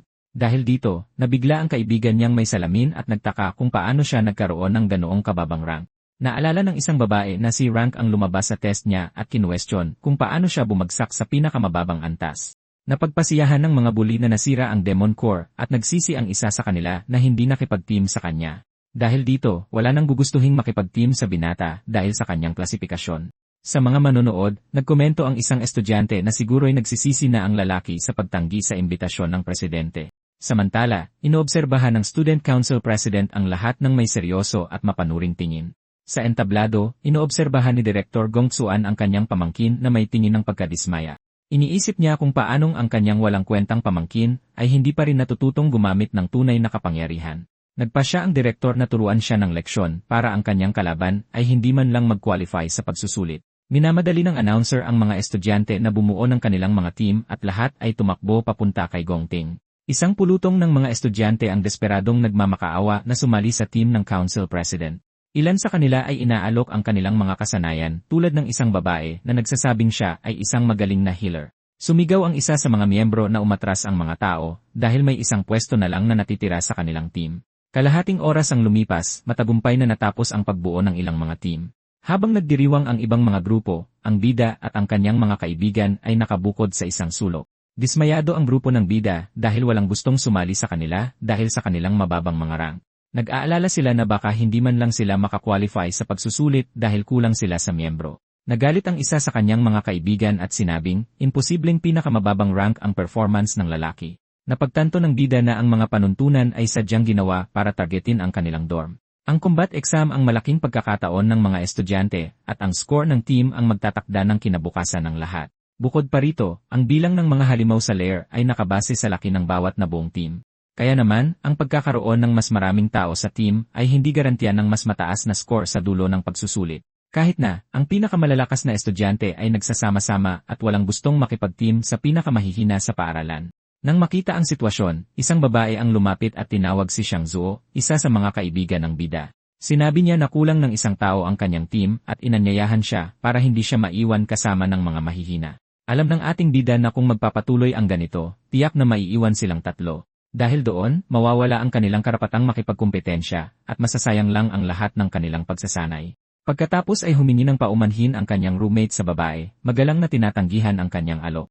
Sinabi niya na hindi niya iiwanan ang kanyang mga kaibigan dahil nangako silang magsasama-sama hanggang sa huli. Nagalit ang kabilang grupo sa pagtanggi at tinawag siyang walang utang na loob na punk dahil sa hindi pagtanggap ng tulong. Sa isang sulyap sa listahan ng mga team, makikita na halos puno na ang karamihan sa mga team at paubos na ang oras. Nagsimulang magpanik ang isa sa mga kaibigan dahil kulang sila ng isang miyembro at halos wala nang natitirang estudyante. Sa isang determinadong tingin, tumayo ang bida habang nagsimulang magniningning ang kanyang mga mata. Napansin niya na pareho ang apelyido ng direktor at ni President Gong Ting at napagtanto niyang magkamag-anak sila. Napagtanto ng binata na binago ang mga panuntunan at ang rank niya para lang targetin sila. Pero hindi siya susuko sa pagsusulit at kung hayagan siyang inaatake, wala siyang nakikitang dahilan para magpigil. Nang makumpleto ang pagbabago ng class, pinalibutan siya ng dilaw na mga kidlat at nagpasya siyang ipakita ang kanyang tunay na lakas. Sa entablado, nagulat ang direktor at ang kanyang assistant nang maramdaman nila ang biglaang pagsabog ng kapangyarihan. Gulat na gulat ang kanyang mga kaibigan at sumigaw, tinatanong kung ano ang ginagawa niya na nagtatransform doon mismo. Sa mga akademya para sa mga awaken, mayroong isang espesyal na tradisyon ng one-on-one na hamon anumang oras. Sa determinadong tingin, alam niyang ito ang pinakadirektang paraan para ipakita ang kanyang tunay na kapangyarihan. Sigurado ang bida na hindi tatanggihan ng Student Council President ang duelo. Sa kabilang banda ng kwarto, tinitigan lang siya pabalik ng binatang blonde na may kumpiyansang ngiti sa mukha. Alam ng bida na kung matatalo niya ito, maraming malalakas na manlalaro ang gugustuhin sumali sa kanyang team. Pero bigla, isang boses ng babae ang tumawag sa kanya at nagtanong kung kailangan pa niya ng kakampi. Dahil doon, nag-alok ang babae na sumali sa kanyang team para sa graduation exam ngayong taon. Nagpakilala siya bilang si Ling Yu at sinabing o-rank na siya noong high school, kaya hindi siya magiging pabigat. Napanganga ang mga kaibigan niya, nagtataka kung kailan pa siya naging malapit sa vice president, kahit ang council president ay nagulat at hindi maintindihan ng alalay niya kung ano ang ginagawa ng pinsan nito. Sa entablado, gulat at galit si Director Gong Xuan sa hindi inaasahang pakikialam ng babae. Habang siya'y naglalakad, nagsitsismisan ang ibang mga estudyante na siya raw ay isang prodigy mula sa His Sacred Kingdom. Tinawag siya ng direktor sa kanyang pangalan at sinabing hindi siya maaaring sumali sa exam dahil isa siyang exchange student. Ipinagpatuloy niya, sinasabing hindi pa siya kailanman kumuha ng opisyal na pagsusulit kaya lalabagin niya ang mga patakaran kung sasali siya. Biglang lumitaw ang diyan ng universidad na may lilang aura, sumasang-ayon sa direktor. Si Gong Xuan mismo ay nagulat at nagtaka kung bakit nagpakita ang big boss ng universidad. Lumapit ang mas matandang lalaki sa dalaga at tinanong kung bakit siya nakikisali sa bulong ito. Naguguluhan ang bida, iniisip kung paano nag-teleport ang diyan kung ang klase niya ay isang warrior. Sabi ng big boss na ang kanyang pagsali ay magdudulot ng kawalan ng balanse sa lahat at pumayag siya ng may ngiti. Habang nagniningning na berde ang kanyang mga mata, napagtanto ng ating bida na mas lalo pang naging komplikado ang kanyang sitwasyon. Gamit ang kanyang analysis skill, sinubukan ng bida na tingnan ang kanilang mga ranggo, ngunit wala siyang madetect. Dahil dito, sumang-ayon si Director Gong Xuan sa diyan at sinabing palaging sinusunod ng paaralan ang mga patakaran.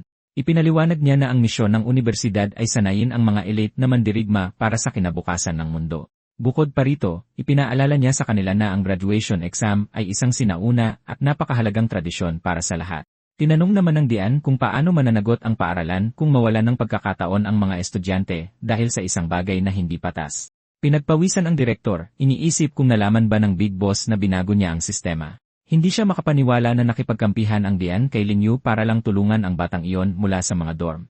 Nakita ang sitwasyon, nagpa siya ang lalaki na umatras dahil sa tingin niya ay hindi sulit na kalabanin ang kanyang nakatataas. Sinabi niya sa kanyang pamangkin na tiyak ang tagumpay dahil mahina ang team ng kalaban niya. Nagbago ng isip, sumang-ayon ang direktor sa diyan at sinabing pagkakamali nila ang mga bagong patakaran. Dahil doon, idineklara niya na ang mga team na may mas kaunti sa 5 miyembro ay maaari na ring magparehistro para sa exam. Agad na umilaw ang mga relo ng grupo at matagumpay na nakumpirma ang pormasyon ng kanilang team. Masayang nagdiwang ang magkakaibigan at napagdesisyonan na ang bida ang magiging team captain nila. Nagkomento ang diyan sa dalaga na ang interes niya sa lalaki ay mas malaki kaysa sa inaakala niya. Sa isang panig, naroon ang pinakamalakas na team sa kasaysayan at sa kabila, ang 3 pinakamababang ranggo na estudyante. Ngumiti ang matandang lalaki at nag-isip kung aling demon lair ang pipiliin nila para sa pagsusulit. Ipinaliwanag ng isang guro na maaari nang pumili ang mga kapitan ng lair na haharapin ng kanilang mga team. Biglang nakatanggap ng notification ang guro at nagulat sa bilis ng isa sa mga team. Nagulat ang ibang mga estudyante nang makita na nakapili na ang team ng ating bida. Sumigaw sa takot ang isa sa mga estudyante, hindi makapaniwala na pinili nila ang lugar na yon. Dahil dito, nagpanik ng husto ang mga kasamahan ni Sai Chen at nagsimulang sumigaw na ikansela niya agad ang pinili. Sa kabila ng lahat ng sigawan, nanatiling kalmado ang binata habang tinatanong ng iba kung tuluyan na ba siyang nawala sa sarili. Sa sandaling iyon, ipinaliwanag ng sistema na sa graduation exam sila unang haharap sa isang tunay na demon lair. Para makakuha ng puntos, kailangang talunin ng mga estudyante ang lahat ng karaniwang halimaw at ang makapangyarihang master na namumuno sa lugar. Bukod pa rito, ang pagkumpleto sa hamon sa loob ng wala pang 1 oras ay magbibigay ng 20 dagdag na puntos sa huling score ng team. Nakita natin na bawat difficulty level ay may iba't ibang multiplier upang matukoy kung sino ang magiging grand winner. Sa lohikang ito, ang pagpili sa isang king-type, rank lair ay theoretical na maaaring magbigay sa mga kalahok ng hanggang 100 puntos. Ang team na makakakuha ng pinakamataas na puntos sa lahat ay makakatanggap ng direktang imbitasyon na sumali sa prestihiyosong Imperial Guild. Ang pinakamagaling na manlalaro sa grupo ay mananalo ng isang management position at cash prize na 1,000,000 coins. Nang marinig ito, naalala ng mga estudyante na ang school record ay 70 puntos at na napakadelikado ng mga rank lair. Habang pinapanood ang kalabang team, nagkomento ang lahat na malaki ang tsansa ng grupo ni Gongping na masira ang makasaysayang record na yon. Biglang inanunsyo ng sistema na may natanggap na submission at nagulat ang lalaking nakasalamin sa bilis. Habang nakatitig ng maigi sa panel, nagulat ang lalaki nang mapansin na ang team ng bida ang unang nagsumite. Sa sandaling iyon, natuklasan ng lahat na pinili ng bida na harapin ang isang rank layer na nag-iwan sa silid sa ganap na katahimikan. Kumikinang ang screen na nagpapakita ng kumpirmasyon ng matapang na pagpili habang hinihintay ng sistema ang pag-apruba mula sa ibang mga miyembro ng team. Sumisigaw, sinasabi ng mga estudyante na wala pang sinuman ang nakalinis ng isang lugar sa antas na iyon at na siguro ay napindot niya ang maling buton. Hinawakan ng kaibigan ng bida ang kanyang damit at desperadong nagtanong kung may ideya ba siya sa panganib na kanyang pinili. Sa sobrang desperasyon, napahiga sa sahig ang kanyang roommate na umiiyak at nagtataka kung bakit napunta siya sa team ng baliw na ito. Sakto namang umilaw ang confirmation notification sa bawat pulsuhan nila, nagtatanong kung tinatanggap ba nilang ituloy ang imposibleng misyon na ito. Habang pinagpapawisan ang mukha, nagmamakaawa ang binata sa kanyang kapitan na pag-isipan itong mabuti dahil ang isang level layer ay talagang wala sa kanilang liga. Sa seryosong tingin, kinumpirma ng bida na napag-isipan na niya ito at hindi na siya atras sa kanyang desisyon. Sakto namang ipinakita ng sistema na ang team ng council president ay pumili rin ng rank layer. Ang pinili ng kalabang grupo ay nakumpirma na rin at lahat ng miyembro ay agad na tinanggap ang hamon. Napanganga ang ibang mga estudyante, hindi makapaniwala na dalawang team ang pumili ng pinakamahirap na antas. May ere ng pagiging superior, sinabi ng team ng presidente na magiging magulo ang graduation exam ngayong taon. Inismira ng isa sa mga babae mula sa kalabang grupo ang mga bida, tinawag silang mga nagpapanggap na talunan. Samantala, nananatiling nakahiwalay ang grupo ng bida sa isang sulok ng silid na walang sumusuporta sa kanila. Patuloy na tumatawa ang mga bully, sinasabing mabubuwag ang kanyang team bago pa man magsimula ang exam. Sa kabila ng lahat ng pangungutya, nakatitig lang ang kaibigang nakasalamin sa bida na may malalim na pag-isip. Napansin niya ang isang bagong aura ng kapangyarihan sa kanyang kaibigan at naalala na lagi siyang nasa ilalim ng proteksyon nito noong kolehiyo. Habang nagniningning ang kanyang mga mata, sa wakas ay naunawaan ng binata na ang kanyang roommate ay hindi na ang dating taong kilala niya. Pinindot niya ang confirmation button at sinabing sasamahan niya ang kanyang kaibigan hanggang sa huli dahil sa 4 na taon nilang pagsasama. Sumang-ayon ang isa pang roommate, sinasabing mapupunta rin naman sila sa huling pwesto, kaya wala nang pagkakaiba. Nagulat ang ikatlong miyembro ng team nang makitang tinanggap ng kanyang mga kaibigan ang nakakabaliw na misyon na ito. Nagreklamo siya na dapat siya ang pinuno ng dorm, pero ngayon siya ang huling magdedesisyon. Kahit na, kinumpirma rin niya, sinasabing dahil malapit na silang magtapos, mas mabuting ibigay na nila ang lahat. Dahil doon, nakumpleto na ang pagpaparehistro ng team ng bida at lahat ng miyembro ay kumpirmado na para sa lair. Nagtipo ng grupo sa paligid ng bida na tumingin sa kanyang mga kasama, nagpapasalamat sa kanilang tiwala. Pagkatapos ay humingi siya ng paumanhin sa lahat at ipinahayag na pinili niya ang rank lair para subukang manalo ng IFI Award. Nang marinig ito, naunawaan ng Student Council President na ang bida ay naglalayon na pala sa tuktok mula pa sa simula. May tiwalang ngiti, sinabi ng bida sa kanyang mga kaibigan na makukuha nila ang pinakamataas na score ng magkakasama, ngunit idineklara ng council president na sa kanya mapupunta ang EE Award at doon na nagsimula ang tunggalian ng dalawa. Nagulat ang kaibigang nakasalamin sa kanyang kapangahasan habang hinarap ng bida ang hamon ng walang takot. Habang nagniningning na ginto ang kanyang mga mata, sinabi ng kalaban na iisa lang ang maaaring maging pinakamalakas sa buong paaralan. Nagkomento ang isa sa mga miyembro ng team ng presidente na hindi pa niya nakikita ang kanyang leader na may ganoong ekspresyon sa mukha.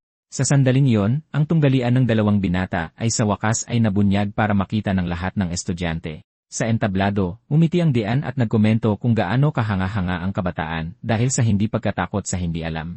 Iniisip ng babae sa tabi niya na masyadong kampante ang binata sa pagpili ng ganoong kahirap na lair para sa team.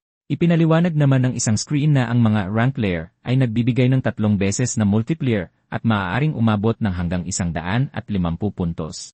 Kahit na mas mataas ang hirap at sa kasalukuyang lakas ng grupo, hindi ito ang pinakamagandang pagpili. Naalala naman ng matandang lalaki na kalahating buwan na lang ang natitira bago opisyal na magsimula ang combat exam. Dahil dito, iniisip niya na imposible makamit ang isang malaking pag-unlad sa napakaikling panahon. Habang nagsasanay ang ibang mga estudyante sa mga simulation room, umaasa na lang siya na magiging maayos ang team ng bida. Lumipat ang eksena sa courtyard ng paaralan kung saan ang grupo ng bida ay pagod na nakahandusay sa lupa. Nagrereklamo ang kaibigang nakasalamin na lahat ay nasa mga training room na nagsasanay ng kanilang mga kapangyarihan at lumalaban sa mga halimaw. Samantala, pinapagawa sila ng bida ng mga bagay tulad ng dodgeball, takbuhan, at marathon. Ipinaliwanag ng bida na ang pagsasanay ng mga elemental power at virtual combat ay walang kabuluhan sa puntong ito. Ipinagpatuloy niya na kapag tumama na sa kanila ang takot at ang hindi alam sa isang tunay na lair, walang magagawa ang teorya. Ang magpapasya sa kapalaran ng lahat sa isang tunay na laban ay hindi isang inensayong combo, kundi ang instinct ng bawat isa. Dahil doon, ipinahayag niya na ang lahat ng pagsasanay sa stamina at bilis ay para patalasin ang instinct ng kanilang katawan. Ipinagpatuloy niya ang pagpapaliwanag na hindi gaanong nakakatulong ang mga simulation ng paaralan at ang tunay na pagsasanay ay nasa loob ng mga lair. Naisip naman ng binata na ang mga ordinaryong tao ay walang akses sa mga lugar na ito, tanging ang mga may pribilehiyo lamang. Samantala, nakikita natin ang kanyang kalaban na nagsasanay sa isang tunay na lair, sinisira ang mga halimaw gamit ang isang espada ng liwanag. Ginagawa ng mga elite ang lahat para palakihin ang agwat sa kapangyarihan at laging manatili sa tuktok ng food chain. Mula sa sandaling isinilang sila, ang mga kabataang ito ay nakatakdang maging pinakamalakas sa lahat. Dahil dito, nagmamay-ari sila ng mga bagay na ginugugol ng mga karaniwang tao ang kanilang buong buhay para makamit ng walang tabumpay. Nagtanong ang isa sa mga kaibigan ng bida kung ano ang magagawa nilang mga walang-wala para makipagkumpetensya. Sumagot ang bida na kailangan nilang pumasok sa Imperial Guild na may pinakamataas na score para malampasan ang hadlang na iyon. Naiintindihan ng kanyang mga kasama na ang graduation exam ang kanilang tanging pagkakataon upang malampasan ang mga may pribilehiyo. Bukod pa rito, alam ng binata na ito rin ang pinakamagandang pagkakataon upang malampasan silang lahat ng sabay-sabay. May determinasyon sa kanyang tingin, nanumpa siyang tutuparin niya ang kanyang pangako at siguradong mananalo sila.